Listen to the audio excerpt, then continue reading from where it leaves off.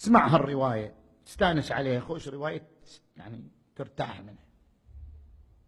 عن وهب ابن منبه. وهب ابن منبه قلنا هذا أحد الأعمدة لروايات الإسرائيليات. في قصة عوج ابن عنق. من هذا عوج بعد؟ أنه كان طوله 3000 ذراع. طوله 3000 ذراع. وكان يمسك الحوت، يعني يدخل البحر مثل ما واحد شنو؟ مثل واحد احنا نقول له العابر على ضلع، يعني ضلع الشكل عابر عليه.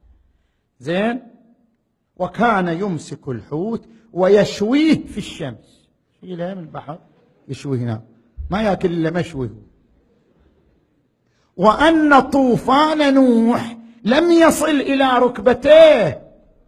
شوف الطوفان اللي وصل للجبل، يا الله، يوصل لركبة عوج هذا. وإن موسى تحير وش يسوي وياه النبي موسى. وإن موسى كان طوله 10 أذرع وعصاه 10 أذرع ووثب في الهواء 10 أذرع. كم صار؟ 30 ذراع. وإيش سوى؟ فأصاب كعب عوج، بس الكعب، فأصاب كعب عوج فقتله.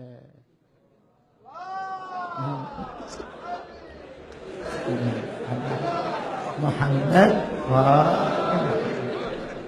فكان جسرا لأهل النيل. شفت النيل مال مصر؟ خلوه جسر لهم على النيل، طوفوا عليه سنة كاملة، حمير والإبل جسر بعد.